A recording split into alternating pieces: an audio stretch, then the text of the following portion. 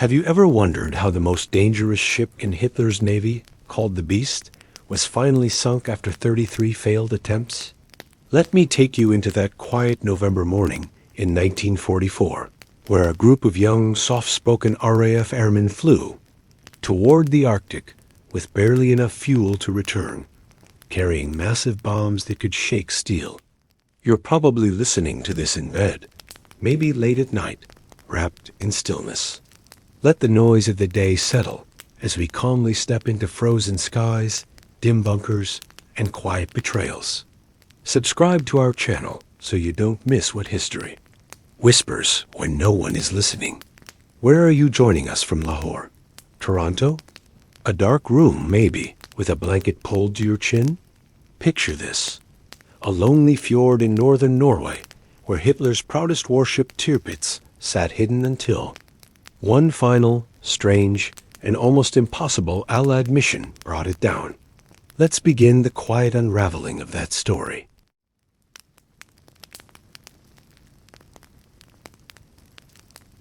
It began with a shadow in the fjords, a steel titan called Tirpitz, hidden beneath the Arctic clouds, haunting the icy northern waters without firing a single shot. The Allies called it unsinkable. Hitler called it the pride of the Kriegsmarine. Churchill, in frustration and awe, called it the Beast. It loomed not only in the sea, but in the minds of every naval planner, threatening Arctic convoys meant to supply the Soviet front. Though it rarely engaged in battle, its mere presence forced the scattering of ships and the drowning of thousands. It was fast 35 miles per hour and could strike from 17 miles away with guns that weighed more than cars. And it was wrapped in thick armor that made normal bombs bounce off like pebbles on iron. The Allies had tried everything: manned torpedoes, miniature submarines, dive bombers, even saboteurs, but the Beast survived.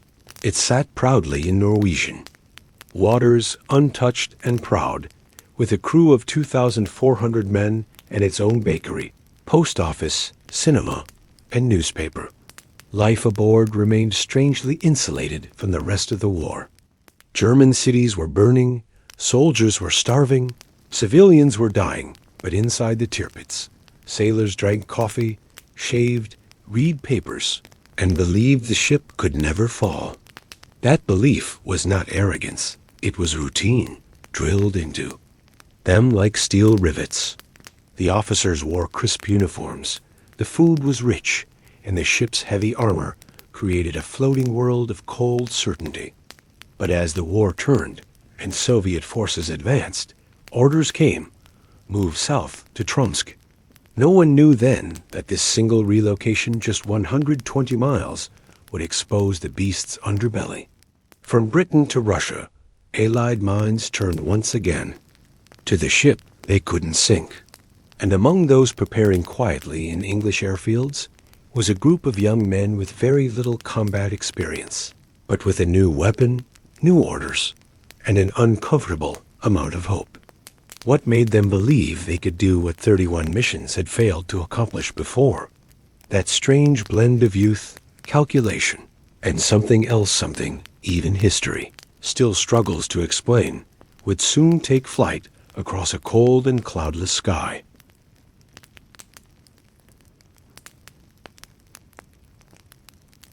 That cold and cloudless sky stretched endlessly above them as the young airmen of 617, Squadron and 9 Squadron, readied their Lancaster bombers for a mission, whispered about in nervous briefings and blacked-out rooms. The model of the Tirpitz had been revealed like a magician's trick under cloth eliciting gasps, not applause. The Beast, again. But this time, they weren't flying from Britain alone.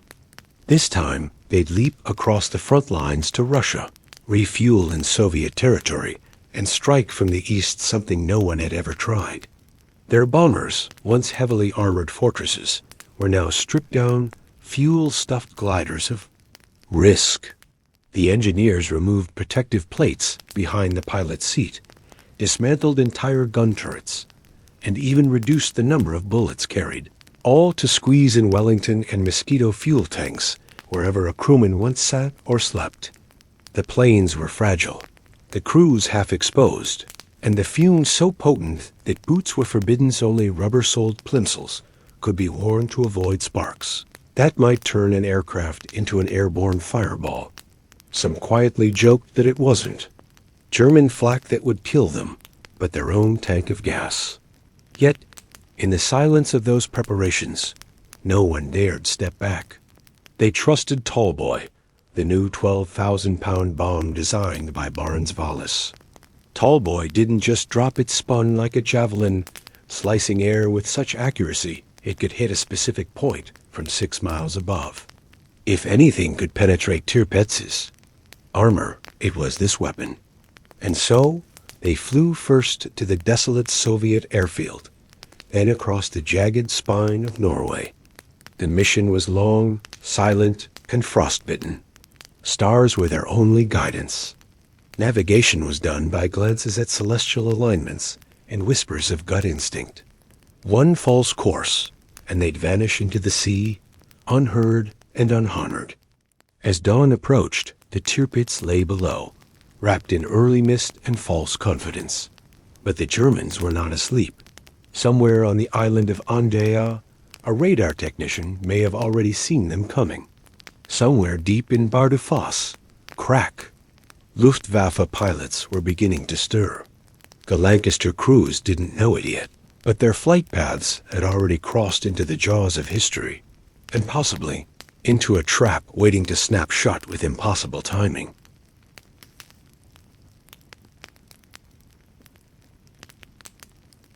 Into the jaws of history they flew, unaware that their presence may have already lit up the green glow of a German radar screen facing inland instead of seaward, a quiet anomaly on the island of Andea that would later raise questions no one could fully answer. The British had believed in a gap, a window, through which their Lancasters could pass unseen, but the truth was more complicated. Hitler, ever paranoid of a second front in Norway, had instructed radar operators to monitor the interior, expecting an Allied landing that never came. It was perhaps this irrational fear that exposed the Tirpitz to fate. On that morning, the Vasan radar, Germany's most advanced, had likely detected the bombers early. Yet no alarm had sounded in time. Historian Patrick Bishop would later stand among the moss-covered ruins of the radar base and hear strange whispers from the past of a young local boy named Sander who had worked under a German officer with oddly kind eyes, and of a hidden silver cigarette case embossed with a Union Jack, tucked away like a secret prayer. This officer, Karl Heinrich Wessner, would become central to an emerging theory that a single man, quietly sympathetic to the British, may have delayed the very call that would have unleashed German fighters from Bardufoss. Whether by technicality or treason, Bardufoss did not scramble in time. The elite Luftwaffe pilots, men with hundreds of kills between them, were caught in mundane delay. Their planes were stationed at the wrong end of the runway. A transport aircraft was allowed to land just as the sirens wailed. Minutes slipped by like frost melting on steel. Meanwhile, the bombers pressed forward. In their cockpits, the young men stared down at snow-dusted mountains and black water. They had no knowledge of the radar drama unfolding below, no sense of just how close. Death had come. They focused on their target, now only miles away, hidden in smoke, its turrets quiet, its deck glistening in morning light. The Tirpitz lay unaware or unafraid. Perhaps it still believed in its myth of invincibility. But above it, bomb bays were opening, altimeters were steadying, and the soft mechanical whine of release mechanisms signaled that something irreversible was about to begin.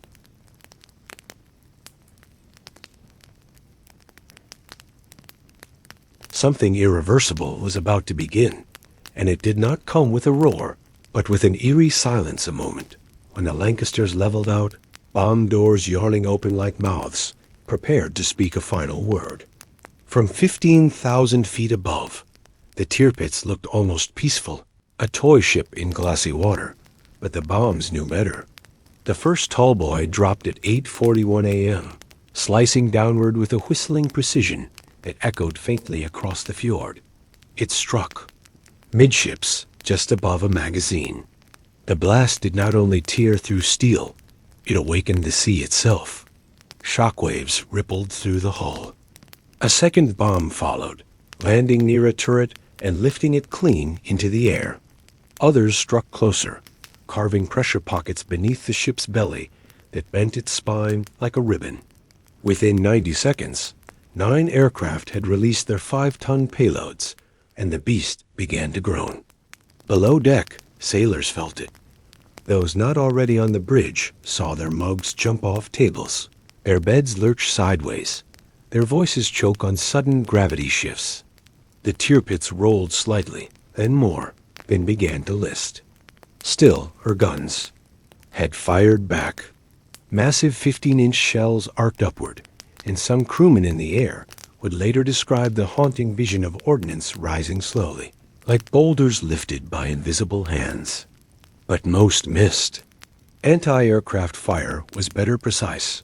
Calculated and flak exploded dangerously close to the Lancasters. Yet not a single bomber was lost. It was as if fate, having watched so many fail before, decided this time to let the story end. The second wave arrived. Among them was Tony Iverson, who released his bomb unsure whether it had struck or missed entirely. It didn't matter. The damage was accumulating. Inside the Tirpitz, men scrambled for exits, but some were already sealed by warped steel. Oil flooded compartments. Alarms blared, then fell silent. A few crew members dove into the freezing water, faces slick with smoke and black liquid. Others simply disappeared below. From above, the bombers turned away, stunned at the lack of enemy aircraft. No fighters, no pursuit. Just smoke and a ship that looked increasingly lopsided. Behind them, the sky was empty.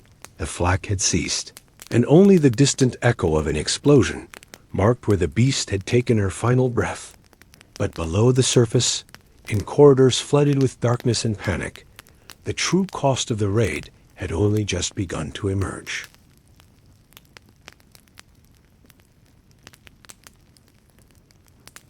The true cost of the raid had only just begun to emerge, not in the triumphant chatter of returning pilots, but in the cold silence beneath the fjord surface, where steel bent like bone in compartments filled with seawater too fast for prayers. As the Tirpitz listed sharply to port, hundreds of sailors found themselves trapped below decks, locked behind watertight doors that had become iron coffins. The shock of the explosion had severed communication lines, jammed bulkheads, and shattered the rhythm of ordinary shipboard life. Some men clung to ladders already submerged. Others banged furiously on hatches, hoping anyone might hear.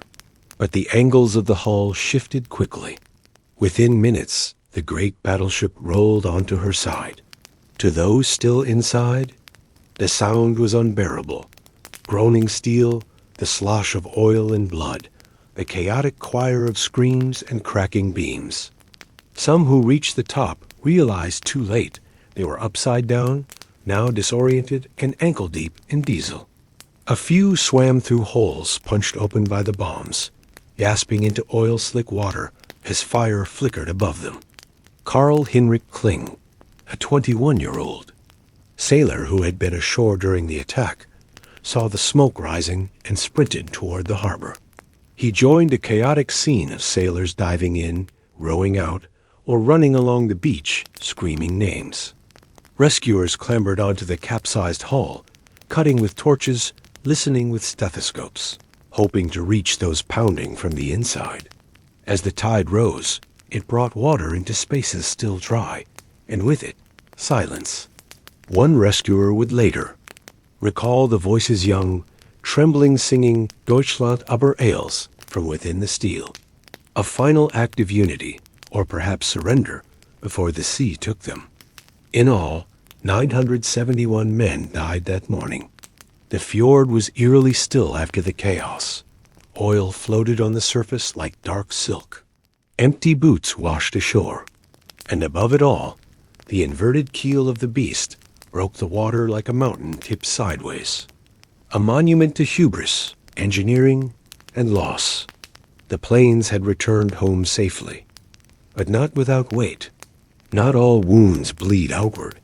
In the quiet that followed, stories began to flicker, not just of bombs and steel, but of betrayal, of secrets, hidden in bunkers, and of one officer who may have changed everything without ever pulling a trigger.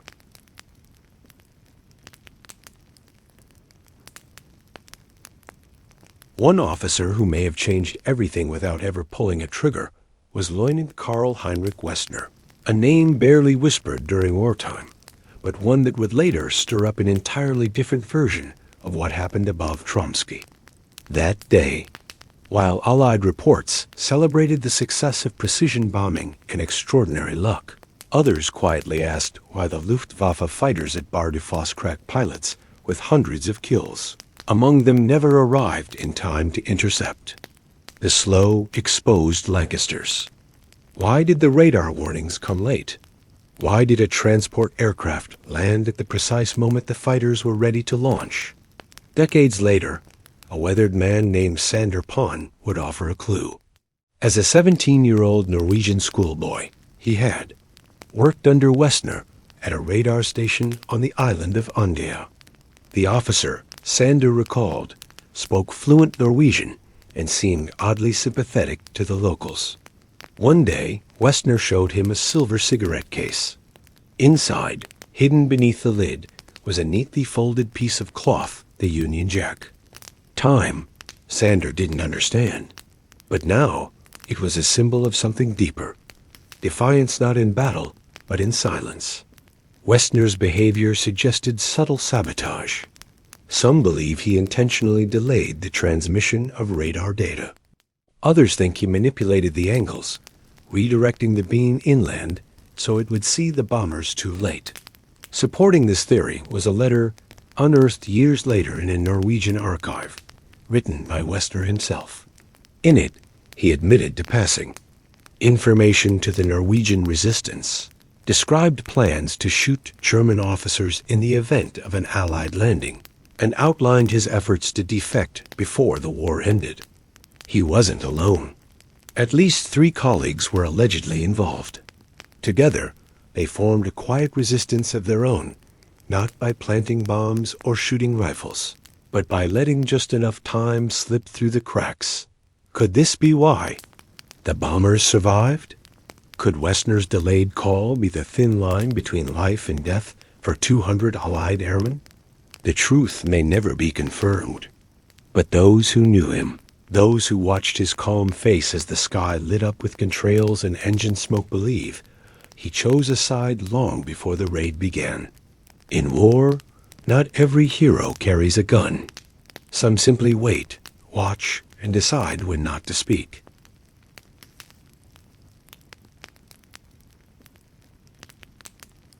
When not speaking becomes a choice, and silence reshapes fate, the lines between enemy and ally begin to blur in a war already clouded by extremes. Lieutenant Westner's quiet rebellion wasn't just a moment of hesitation. It became a mirror reflecting the moral fractures within Hitler's own ranks. While the Nazi war machine projected strength, order, and obedience, beneath its surface lived fear, doubt, and in rare corners a flicker of conscience. In resisting not with force, but with delay, Westner joined a silent brotherhood of those who saw what their nation had become and chose, quietly, to hold their ground in other ways. His radar post on Andøya was remote, swept by Arctic winds and far from Berlin scrutiny. Yet it sat at a critical crossroads of air defense. A single decision there 10 seconds faster, 5 minutes earlier, might have turned victory into massacre.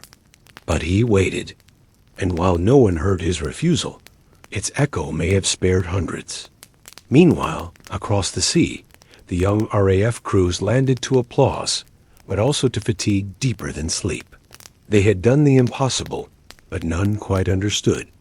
How, Tony Iverson remembered the moment they were told the Tirpitz had been destroyed. It felt surreal, not like triumph, but like fog clearing from a long-held nightmare. And what followed wasn't medals or parades. It was beer, stories, silence. The war was still on. Missions would continue. Yet for that brief time, the beast had fallen, and the men who flew into the mouth of its guns had come home untouched. They would never learn about Westner, or the radar, or the officer with a silver box hiding a flag. They would never know how close the fighters had come, or how the slightest shift in weather, protocol, or intention could have erased them from history. And in the years that followed, as some of them aged and told their stories in quieter tones, perhaps they sensed it some unnamed grace that had hovered just out of sight, something unspeakable and strange that watched from above. For now, the victory stood tall and chilling. But as Churchill sent his cable to Stalin, let us rejoice together, the cost, the weight, and the mystery still lingered like smoke over an empty fjord.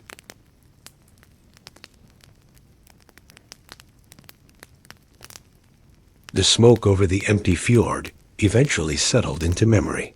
But for those who had stood on its shores, swum through its blackened waters, or walked its oil-stained beaches, the image of the capsized Tirpitz never faded. What had once been Hitler's pride now lay belly up like a dead leviathan, its hull ruptured, its myths pierced. Rescuers who arrived too late spoke of tapping on steel with tools, listening for trapped voices, only to hear songs dissolve into silence. For Karl Hinrich Kling, who had been ashore during the bombing, the scene of sailors gasping in water laced with fire was unbearable. He remembered pulling one man out by his collar, only to realize his legs were gone.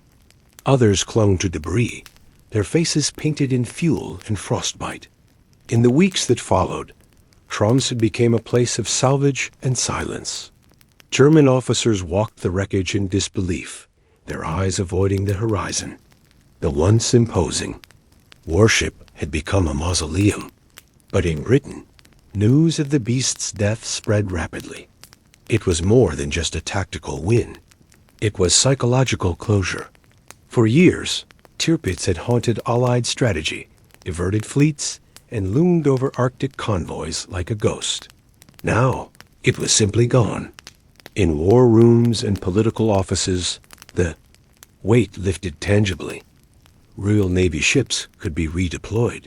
Soviet convoys could breathe again. But among the crews who had dropped those bombs, the mood was not celebratory. It was suspended. Some went to London to see shows, sip weak beer, and joke about comedians mentioning the ship. Others wrote letters home that said little. What can be said, really, about flying into a moment when death seemed not only likely, but logical, and then coming out the other side untouched? Perhaps that's why so many never spoke much of it again. Not out of secrecy, but reverence. Something had passed through them that defied normal emotion. And somewhere, across borders and decades, even the surviving Germans, those who escaped the sinking or whose planes never made it off the runway, must have looked back with the same surreal quiet, asking themselves not how the raid succeeded, but why they had been left alive, what purpose had spared them, what fragile thread had held, if only barely, through the sky.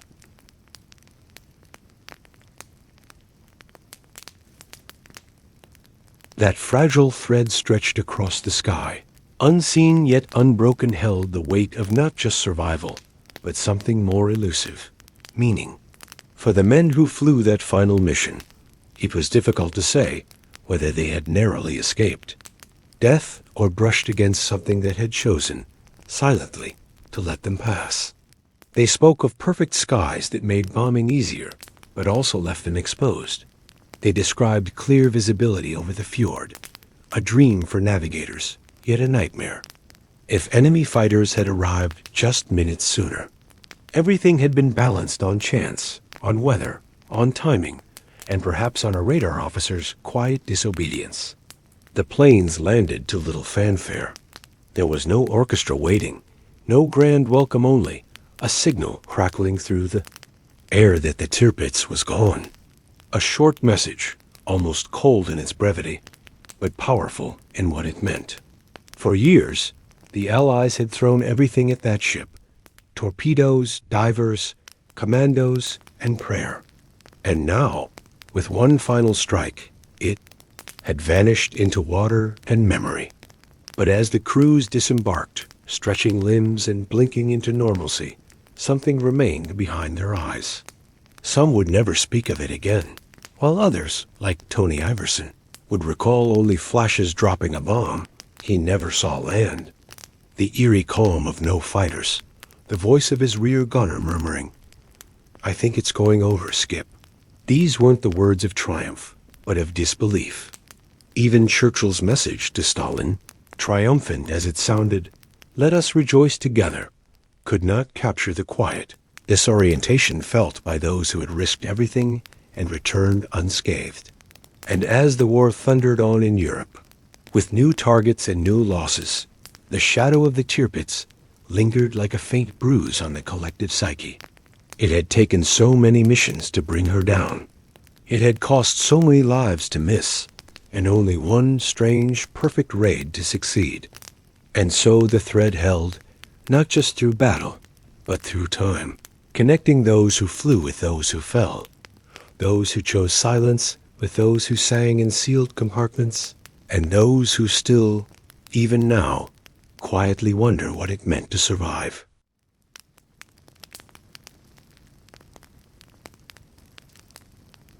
What it meant to survive.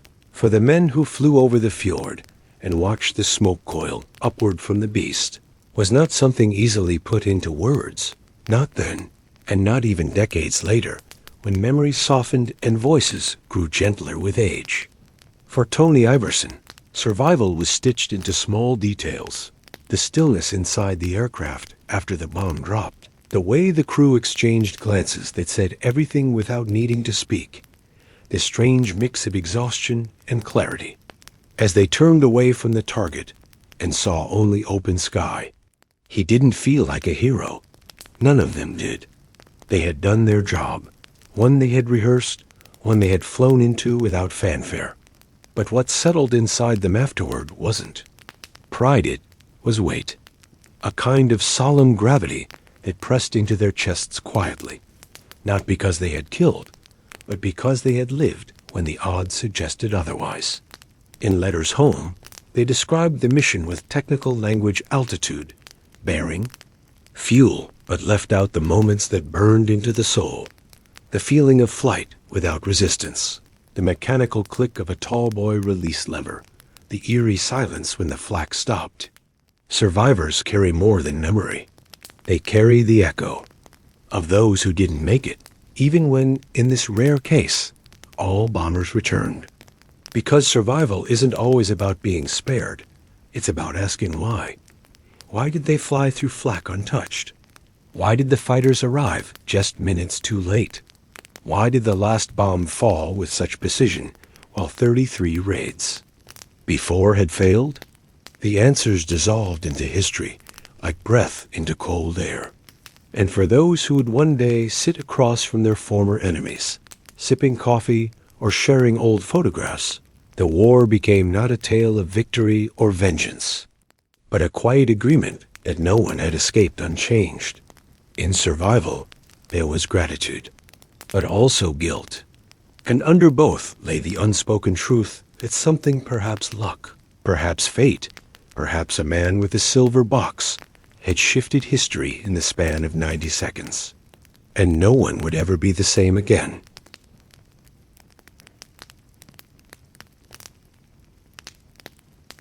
What it meant to survive. For the men who flew over the fjord and watched the smoke coil upward from the beast was not something easily put into words, not then, and not even decades later, when memories softened and voices grew gentler with age.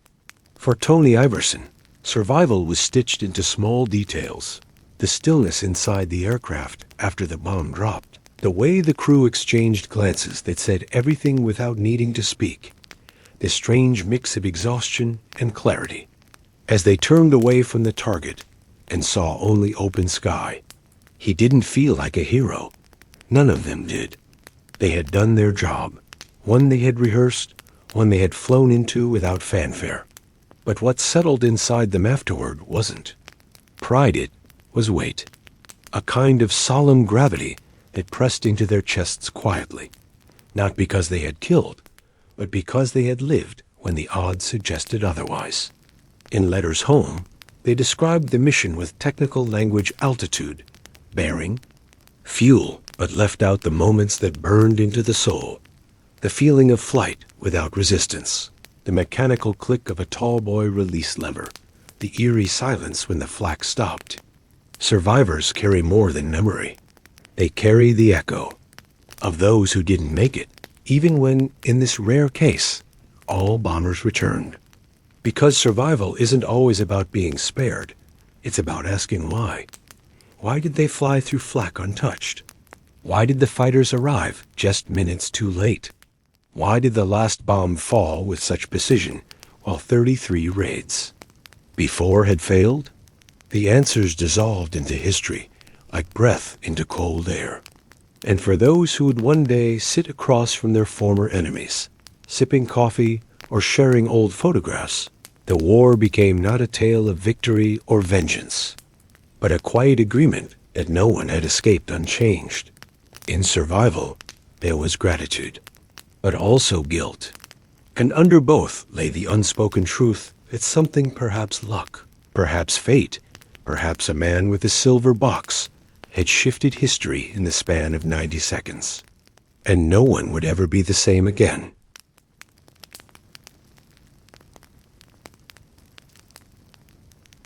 In that bend, history found a different shape, but the men who lived it rarely spoke in terms of legacy.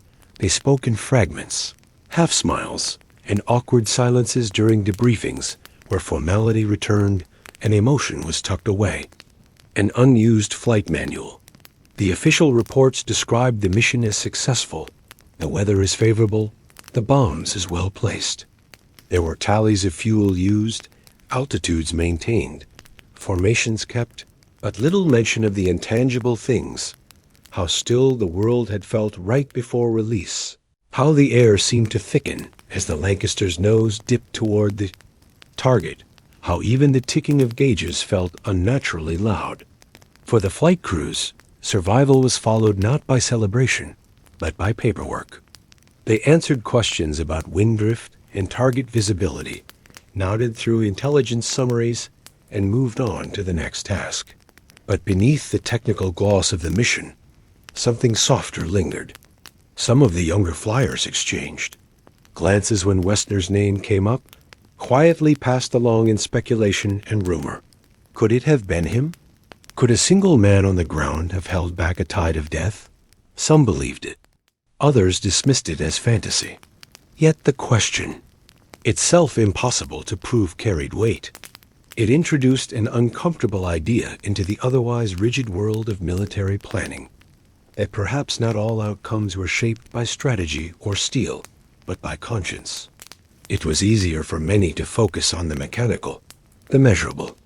How the Tallboy performed, how the fuel loads balanced, how the bomb bay doors operated under Arctic conditions. But in the private spaces over cigarettes, in quiet dorms, on long walks between hangars, the questions crept in. What if one mistake had changed everything? Or one act of mercy?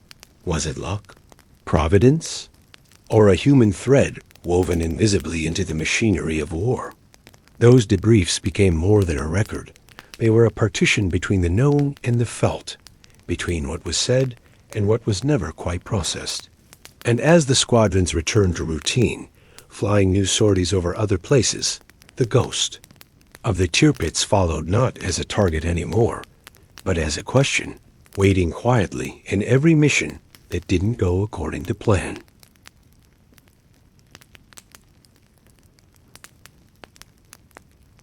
The ghost of the Tirpitz followed not as a threat, but as an idea that refused to fade, curling like smoke around the thoughts of the men who had once flown above her. Though their missions now targeted other locations' rail yards, bridges, supply lines, nothing quite matched the surreal calm of that November morning when everything could have gone wrong and didn't. The beast was gone, but the sensation of having tiptoed past death without resistance lingered like a scent in their jackets. It showed up in unexpected places, in a mechanic's comment about a scar on a fuselage, in the hesitation before stepping, into another Lancaster, in the eyes of someone staring too long at a mission map. For many, the Tirpitz had been more than a target. It had been a rite of passage. An aircraft's baptism into fire. A young man's proof of fear and duty intertwining. Some of the crew joked that they had sunk a ship they never actually saw. The smoke was so thick, the gunfire so far below, the water so still after the chaos. They had dropped their bombs into shadows and trusted the outcome to math and gravity. And yet, in sinking it, they had become part of a story larger than themselves one. That newspapers reduced to a headline, one that politicians praised with telegrams, but one that none of them felt they could fully explain. Because inside that mission was a paradox, an operation designed with precision and calculation, yet haunted by luck and mystery. Even among their own ranks, some began to question whether fate had intervened. The timing, the clear sky, the delayed fighters, the singular effectiveness of the Tallboys, and most of all, the fact that none of their bombers were lost. It made the Tirpitz feel like a dream, or a legend, or something they had imagined together and woken up from with a jolt. But dreams don't leave oil slicks. Dreams don't bury 971 sailors. And dreams don't echo in radar rooms or in the confessions of a man who held back the call. The ghost was real, not because it haunted the fjord, but because it had settled quietly in the minds of those who flew, and stayed with them long after their war was done.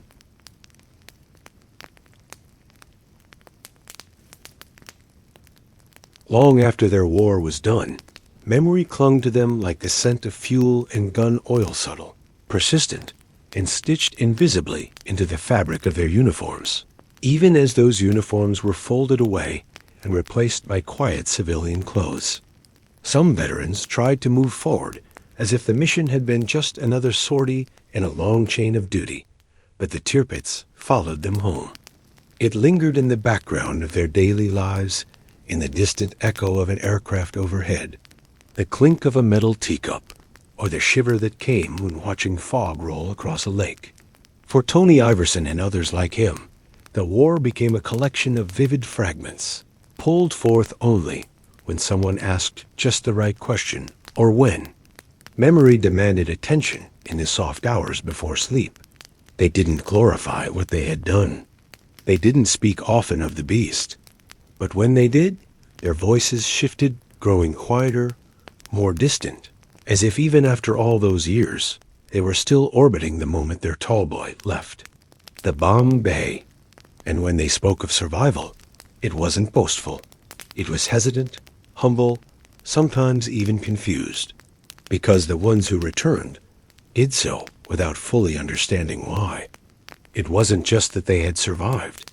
It was how cleanly, how impossibly, they had slipped past death's hand. No dogfights, no engine fires, no comrades lost. It felt ... undeserved, as if someone had rewritten the script at the last moment, and let them walk out through a side door, marked escape. And so they folded the story inward. At reunions, in nursing homes, over letters exchanged across continents, they might recall the raid with brief remarks, always anchoring the memory in something practical, the flight time, the fuel load, the angle of descent. But behind that practical veneer lived something more tender, more tangled a soft ache for those still trapped in steel, a strange fondness for an enemy radar officer they'd never met, and a quiet fear that perhaps one day history would forget the thread that held them all together for those 90 seconds above a frozen sea.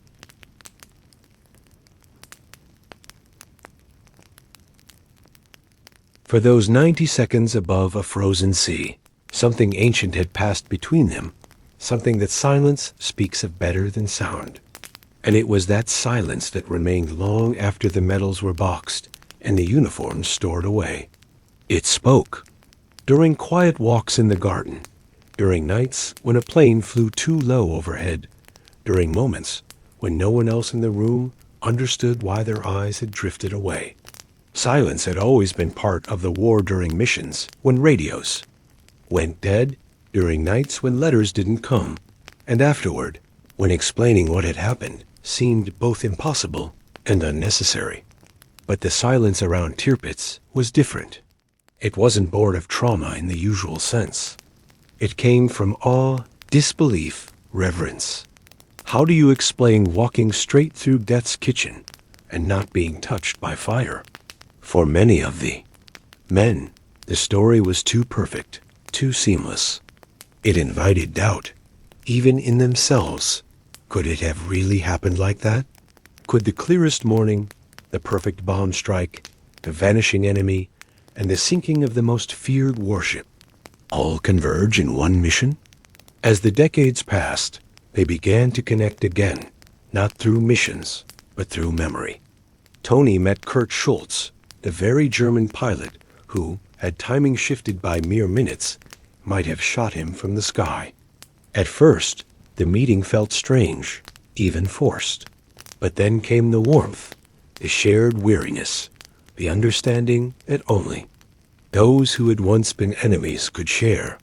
They talked not about the war, but about life, coffee, the weather in California. They let the past stay suspended, unarmed, like a photograph neither wanted to crop. In this quiet reunion, history softened its edges. It stopped being about sides and started being about survival, about decisions made in the cold, and about the people they became after the uniforms came off. And through that human bond, something unspoken was finally honored, the idea that sometimes, in the loudest moments of history, it's the silence that tells the truth best.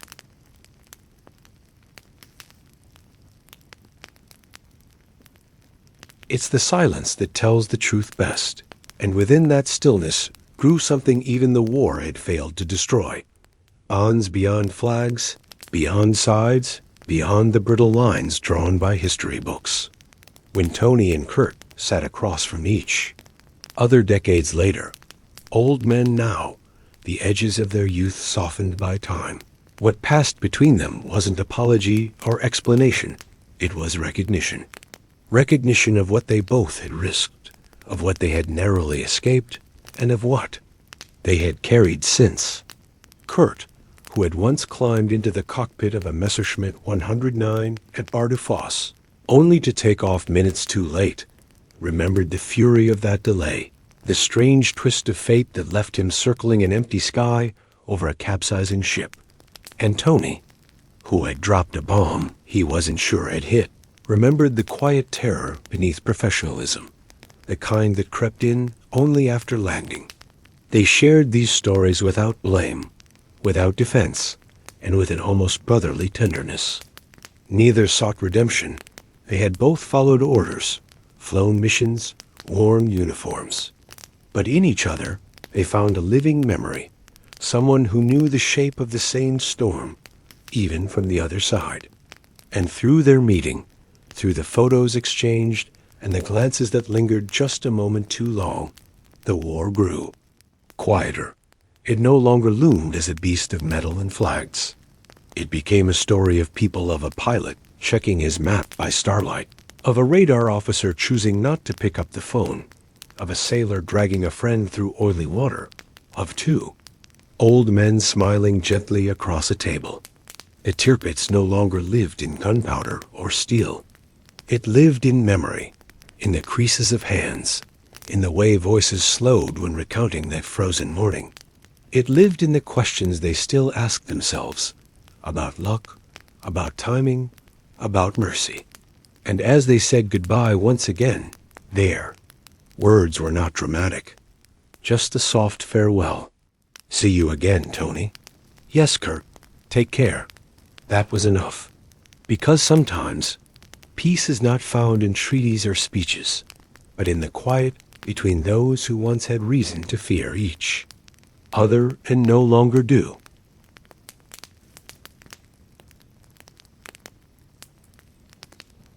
And no longer do they fear each other, not because the war was forgotten, but because it had been gently transformed, its jagged edges worn smooth by time, by conversation, and by the quiet dignity of growing old.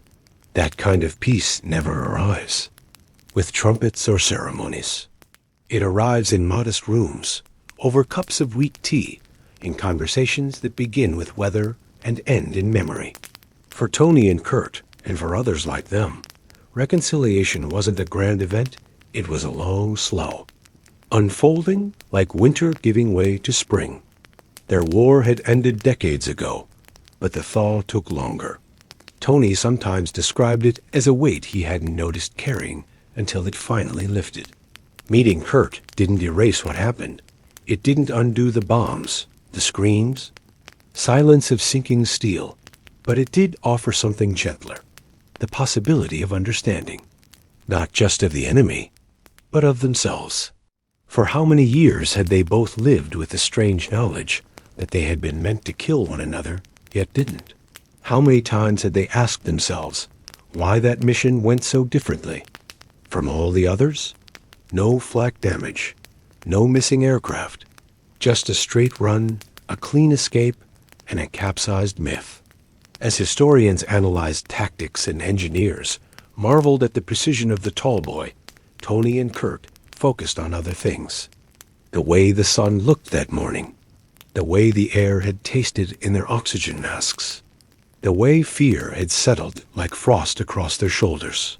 These were not war stories, not in the traditional sense. They were reflections, quiet, incomplete, sometimes interrupted by laughter, sometimes by long silences where neither spoke. And it was in those silences that the deepest truths often lived. Not everything could be said. Not everything needed to be. Some emotions were shared simply by being present, by remembering together. And in that shared space between former enemies turned friends, peace wasn't an achievement, it was a presence, steady and fragile, like breath on cold glass, always near but never quite gone.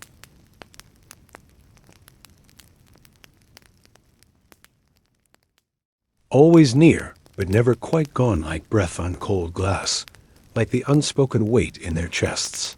What was carried from that day in 1944 didn't wear medals or sit in display cases. It lived in the subtle ways the survivors moved through, the rest of their lives. For some, it showed in the way they looked at the sky on clear mornings, scanning for shapes that would never come. For others, it lingered in their avoidance of deep water, of engines turning over too quickly, of the sound of metal striking metal. The bombing of the Tirpitz may have ended in 90 seconds, but what it left behind endured for decades in the muscle memory of men who had survived a mission that, by every rule of war, should have gone catastrophically wrong. The clean success of it was the strangest part. It left no traditional trauma to wrap words around, no images of burning wings or lost crewmen to grieve. And yet, in that absence, a different kind of wound grew. Survivor's guilt, not from losing others, but from not being lost oneself, from returning when logic said they shouldn't have.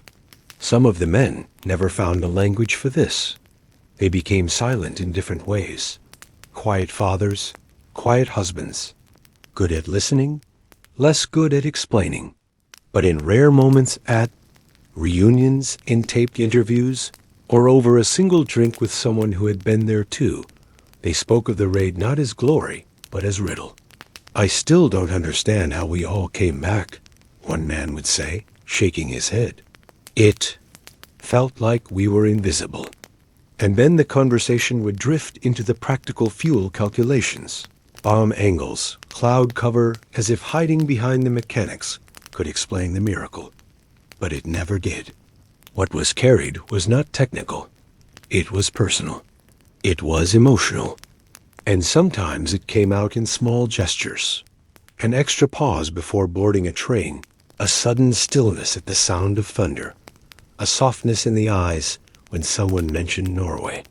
Not everyone noticed, but for those who did, it was clear. The Tirpitz had gone down, but something remained afloat, unseen, unspoken, quietly present in the men who had helped sink it and lived.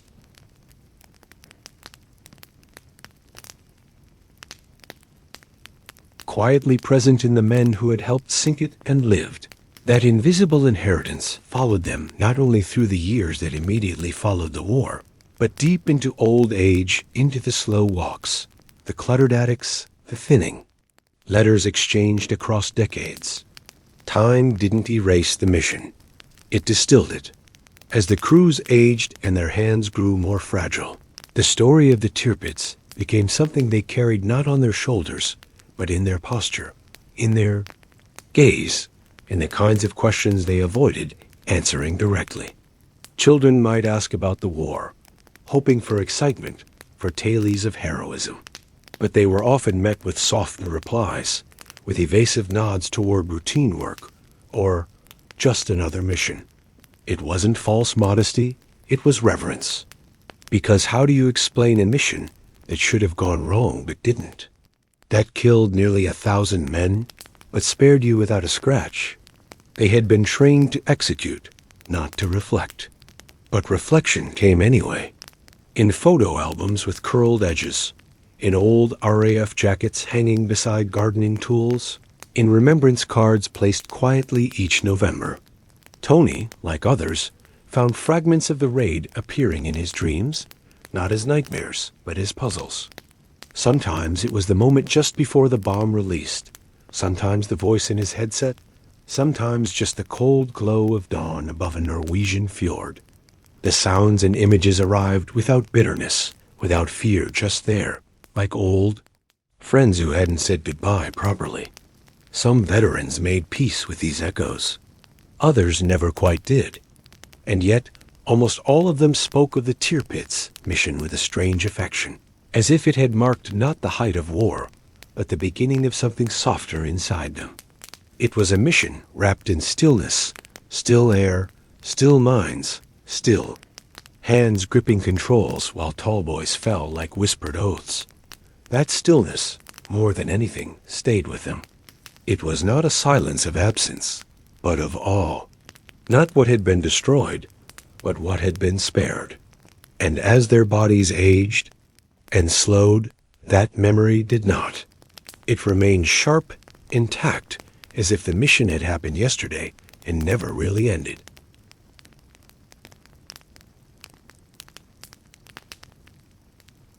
As if the mission had happened yesterday and never really ended.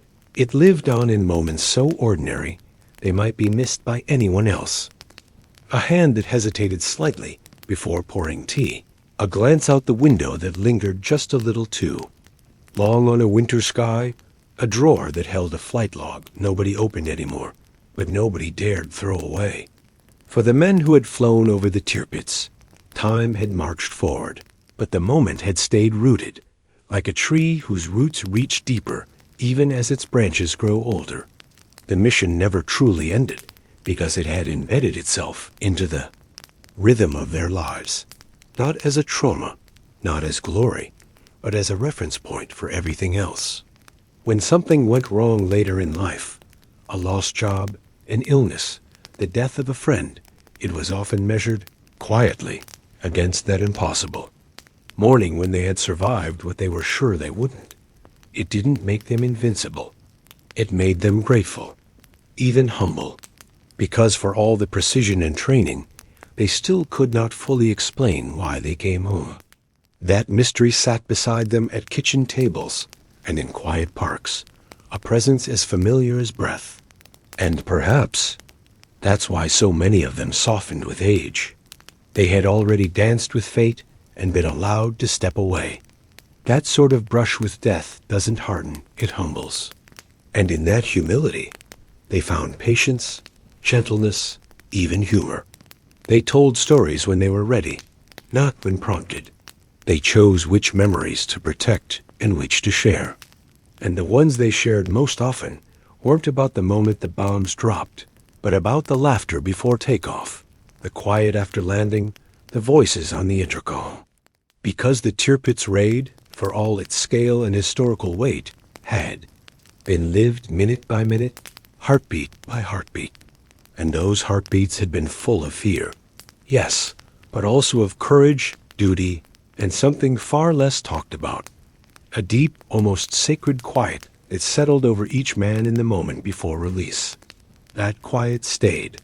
It echoed louder than explosions.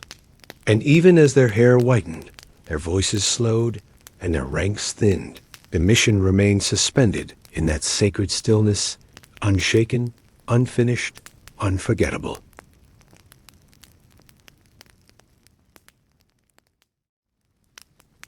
Unshaken, unfinished, unforgettable, that sacred stillness remained long after the names were etched on stone and the anniversaries grew fewer in number. Even as the world changed around them, new wars, new enemies, new ways of remembering nothing, ever quite replaced the shape of that morning in November, when time seemed to pause and the sky held its breath over a hidden fjord. For the men who had flown above Tirpitz, there was a growing awareness, especially in their later years, that they had become living vessels for a story that might one day be forgotten, if not gently passed along. But even then, they did not rush to share it. Some waited until they were asked by a grandchild, others until the interview lights were dimmed and trust had been earned. Their telling was never theatrical. It was slow, careful, as though words themselves might bruise the memory. If spoken too harshly, they spoke not to glorify, but to remember, not to teach, but to witness.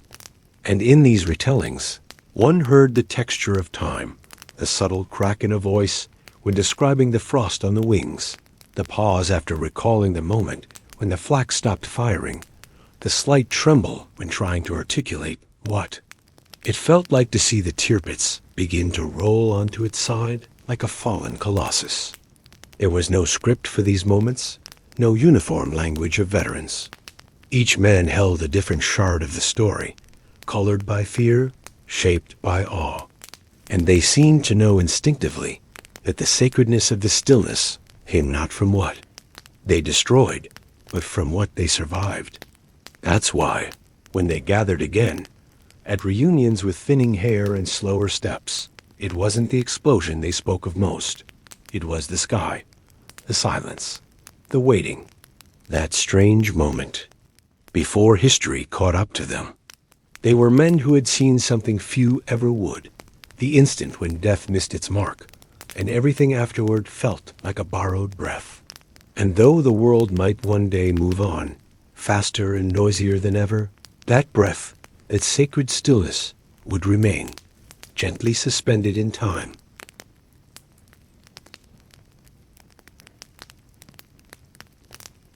That borrowed breath lingers still, not in museums or textbooks, but in the unguarded spaces where memory hides between the pages of an old logbook, in the yellowed corner of a photograph, or in the hush that falls when someone recalls that raid without needing to say which one.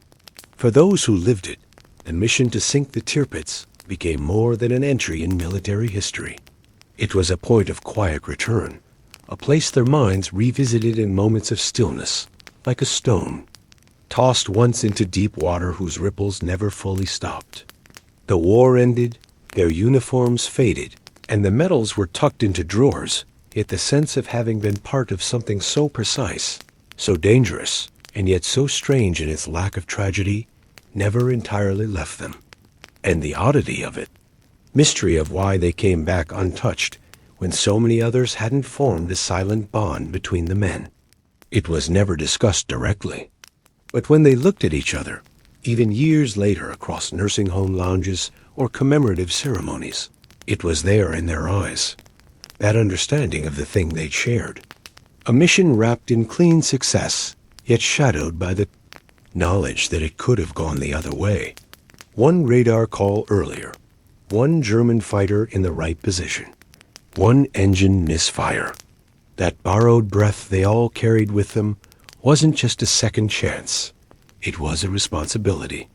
Some used it to build new lives, quiet ones filled with teaching, farming, repairing radios, raising families. Others found it more difficult to settle into peace, haunted not by violence, but by its absence, by the eerie smoothness of that day. And yet, even in the absence of visible scars, something deep remained. It gave their laughter a certain softness, their silences a certain weight. The Tirpitz was gone, but its story was etched not in steel, but in the breath that lingered long after, a reminder that not all wounds are loud, and not all victories are meant to feel victorious. Sometimes they're meant only to be remembered.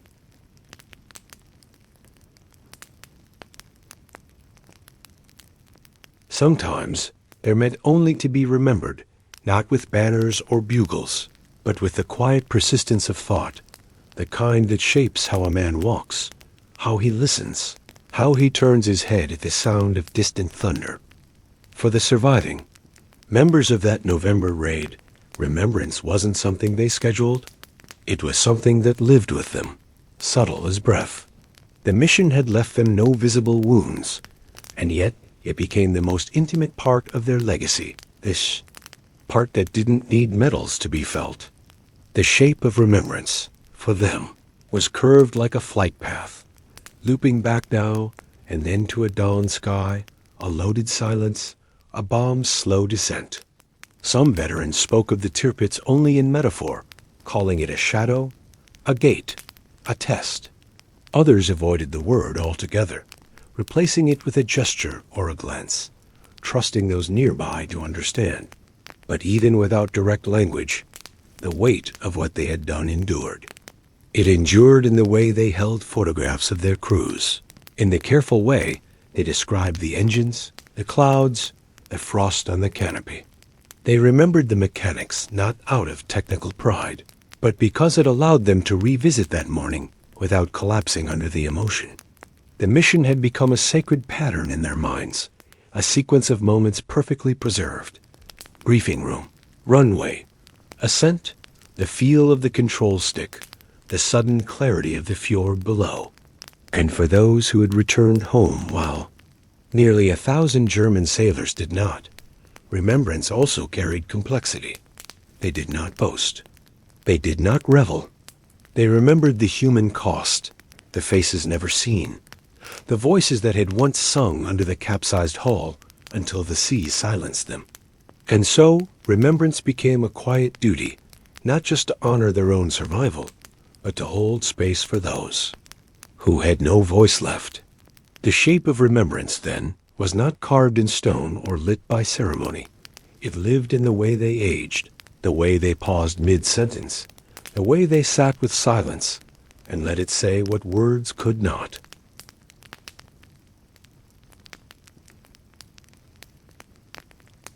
The way they sat with silence and let it say what words could not became, in time, one of the most honest forms of remembrance they had left. As their numbers dwindled and their voices grew thinner, many of the surviving crew members no longer tried to explain the Tirpitz mission in full. They understood, perhaps better than anyone, that some stories lose their shape when stretched across too many years, or when forced into tidy lines. So they let the silence speak. At memorial services, they stood without speaking during the minute's pause, eyes closed not just in respect, but in travel back to that cockpit, that sky, that impossible clarity above the fjord. Others passed their memories gently, in small doses, to grandchildren who didn't yet understand what it meant to carry something so soft and so heavy at the same time. A few entrusted their stories to interviewers and archivists, voices cracking with age, but not uncertainty. They weren't uncertain about what had happened.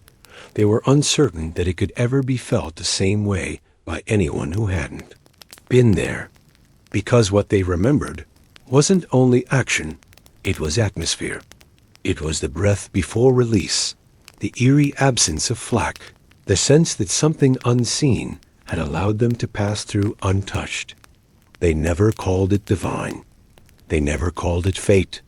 But they knew it had been rare, unique, something that perhaps even war didn't fully understand. As they aged, they began to revisit the mission more gently, not as a chapter of destruction, but as a threshold they had once stepped over and returned from, forever changed. Some even came to see the raid not as the most dangerous moment of their service, but the most revealing.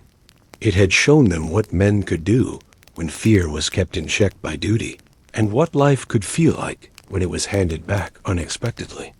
In letting silence speak, they taught something war often forgets, that the deepest truths do not shout. They whisper. They echo. They rest in quiet rooms where memories float like dust in light. And in those spaces, the Tirpitz still sailed. Not in water, but in memory.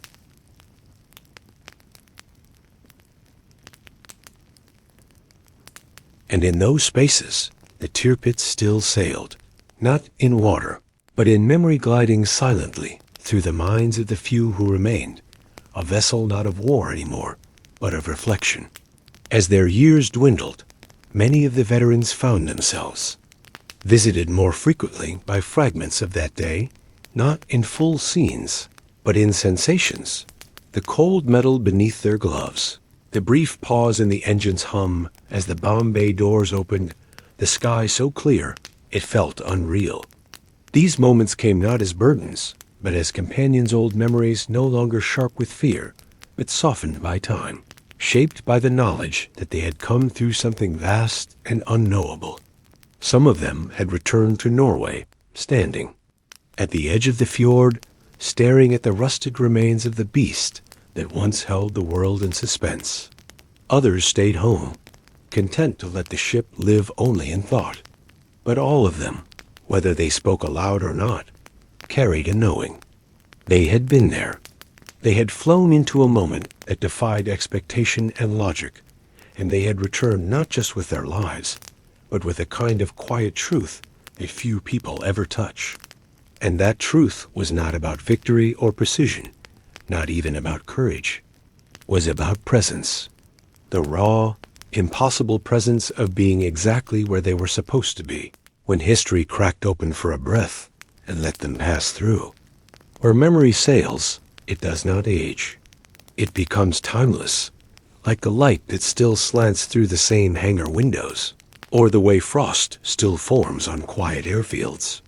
The Tirpitz, long gone from the seas, remains afloat in these memories, as a symbol of war, but as a reminder of what men carry when they return from something no one else saw. And as their stories near the edge of silence, what remains is not the noise of conflict, but the depth of stillness it left behind. For in the end, the mission was never just about sinking a ship. It was about everything that stayed afloat afterward: grace, memory, and the unspoken gratitude of being allowed to live a longer,